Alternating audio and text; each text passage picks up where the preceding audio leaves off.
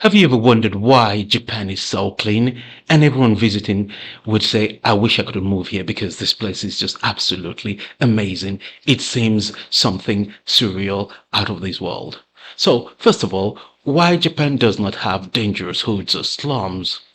But then there is a video on YouTube, Entering the Slum That Japan Doesn't Want You to See, by Drew Binsky. So this video goes to Sanya and it compares it to Skid Row. And Skid Row comparison to Sanya is absolutely unbelievable. But anyway, it was very difficult for the YouTuber to get to this location. They were looking for it, asking the locals, and they were getting directions to go left and right. And they finally found it. And the reason why it's difficult to find is because the government does not want you to know that they have slums or homeless issues in Japan. Most inhabitants of the area were abandoned by the state and fell into addiction, like alcoholism and threats from street gangs like the Yakuza.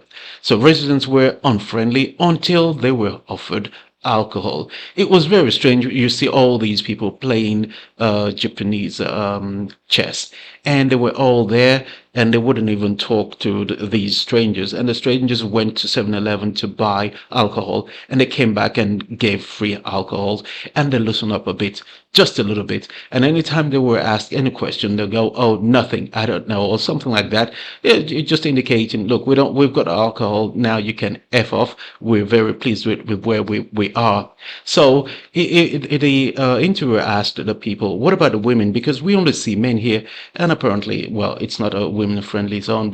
You rarely see women on the streets, but there are quite a few homeless women as well." So he said the Yakuza is still present, but not that ostentatious in your face. So there's still gangs, and on the wall they're still there because with the government has actually cracked down on them. So they've just gone low key now, doing whatever they need to do on the down low. So you don't see visible tattoos in public. That is often linked to the Yakuza mob. But it was an interesting video about homelessness. Of course, it's got nothing to do with Skid Row, but it was that you see a lot of people just outside, elderly people drinking. And then you have another title. Japan's worst slum is nothing like your country. And I think this title is absolutely perfect by Oriental Pearl. And the video shows another slum called Nishinari. There is a poor area of Osaka, not Tokyo this time around, where loads of day laborers often riots to ask for more access to resources from the government. And how this came about was that during the early 80s, 70s, even earlier than that, Japan experienced a lot of economic growth, and a lot of people moved into the big cities like Tokyo, Osaka to make money, and most of them were day laborers. Then the economy just went downhill, and because of that, a lot of people couldn't get jobs. So you have all these areas that attracted a lot of laborers at the time. Now, a lot of them are a bit older, but since the economy is bad, they don't have a lot of money. And so there were a lot of riots fighting the government to have access to more, well, government aid. And so the area had a bad reputation. So a lot of the tourists actually visiting the area did not even think it was a slum. But according to Japanese standard, it was a slum. And of course, it is still tame when compared to other locations in the US.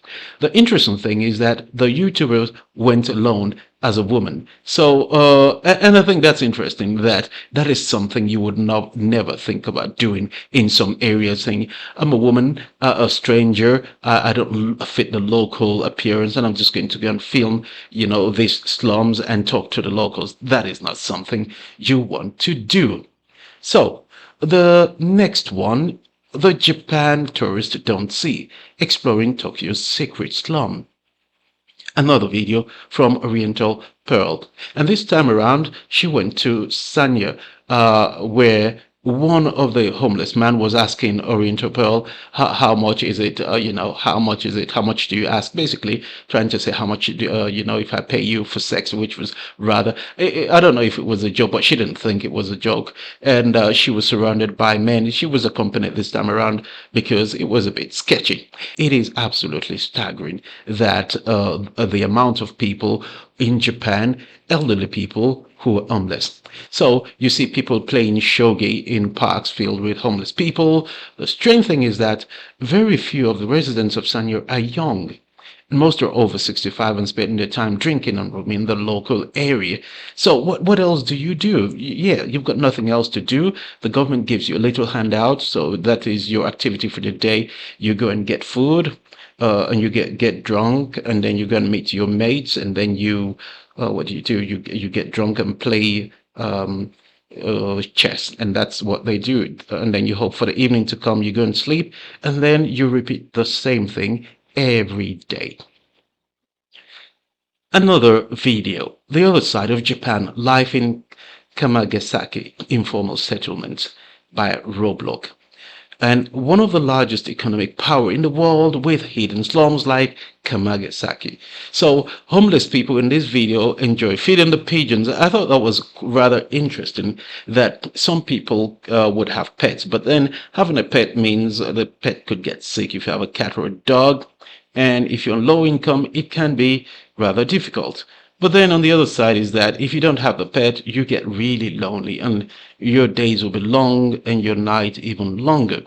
So what some have decided to do is feed the pigeons and crows, and even if they don't have enough for themselves, but at least you don't have to take care of the pigeons. You feed them, they gather around, and when you're not there, they go and find someone else to feed them, or steal someone's food.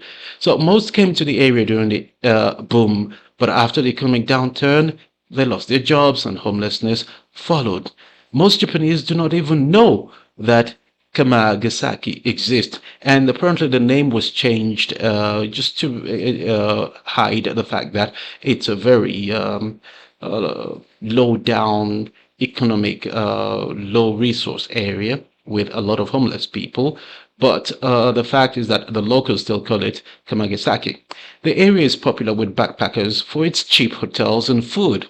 But the interesting thing I've noticed is that when people say, oh, the slums, the hood, you immediately imagine, you know, the bigger ones. You think about the favelas in South America, you think about the slums in India, in Africa, you get the idea.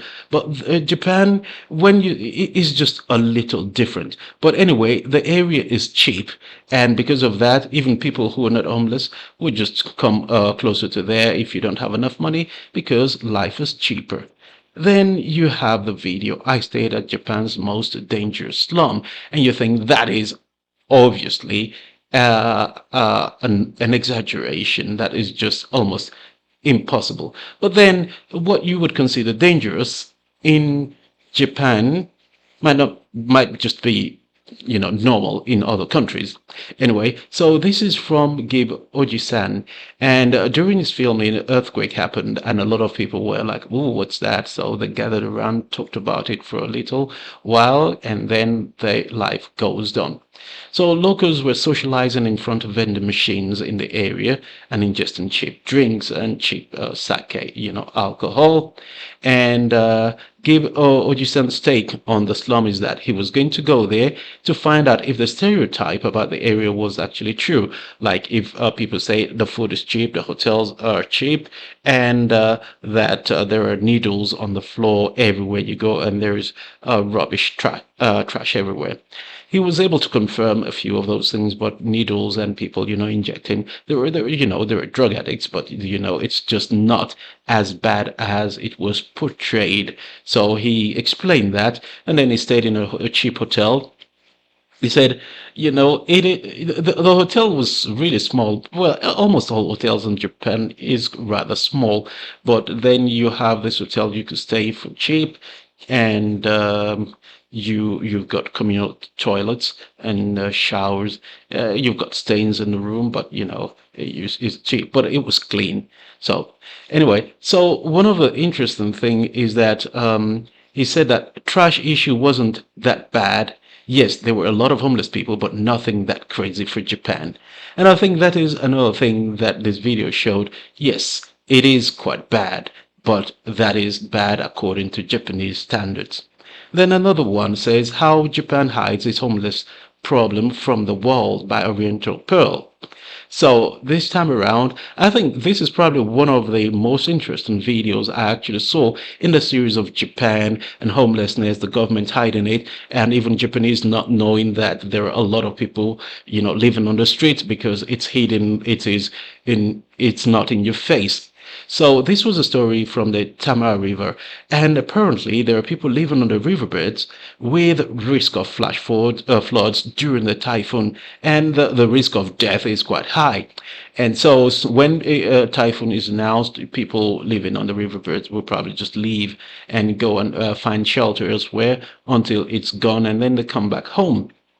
So the association actually did some shopping, grocery shopping for the elderly people living there, and they donated the food to the people. They were very grateful and gracious in receiving them, and they were able to see the conditions. It was just basically makeshift tents they had. It wasn't great, but it was sad because you see the elderly woman, she couldn't really um, walk properly, because of age and other issues. But she said, look, she was grateful for the food they brought, and she said, look, I'm not fussy. I'll eat anything. I'll just bring it on. It was pretty interesting to see. And then they went further and met another elderly guy who went to America. He said he's traveled. He went to the West Coast, and then he went to Vancouver. And I thought, oh, and then Oriental was saying, "Look, when I look at you, you don't look homeless. You look well put together." And he said, "Yes, he used to work at Nissan, and then when Nissan was closing the factory, they said who was going to take voluntary retirement. He decided to take it, and he got, a large sum of money, and he was really pleased with that. And guess what? He went to America and gambled everything."